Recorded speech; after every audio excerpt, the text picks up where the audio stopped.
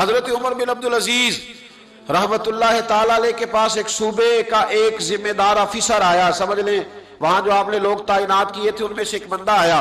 اب عمر بن عبد العزیز اس سے باتیں کر رہے تھے، چراغ جل رہا تھا، تمہارا گورنر کیسا ہے، فوج کا نظام کیسا ہے، فلاں فلاں معاملہ کیسا ہے، آپ باتیں کر رہے تھے۔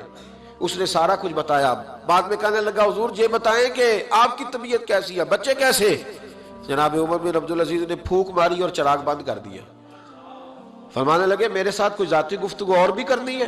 اس نے کہا جی کرنی ہے۔ تو آپ نے آواز دی، کہنے لگے بیٹے سے کہو میرے گھر سے میرا ذاتی چراغ لے کے آئے۔ وہ ذاتی چراغ لے کے آیا تو کہنے لگا حضور یہ کیا ہے؟ آپ فرمانے لگے وہ سرکاری چراغ تھا تو اتنی دیر جائز تھا جب تک سرکاری باتیں ہو رہی، اب باتیں تیری میری ذاتی ہے، اب سرکاری چراغ کی روشنی میں گفتگو ہو سکتی؟ یہ مسلمان ہے، اور یہ صرف حکمرانوں کے لیے نہیں، یہ میرے لیے بھی ہے، یہ آپ کے لیے بھی ہے، یہ معاشرے کے لیے، کیونکہ مرتے دم تک مسلمان ہی رہنا ہے، کوئی اور روپ دھار سکتے ہیں۔ اس لیے میرے عزیز ان چیزوں کو چھوٹا نہ جانیں، یہ چیزیں آپ کو بڑا کریں گی، یہ آپ کو سجا دے گی، یہ سارے پھول ہیں۔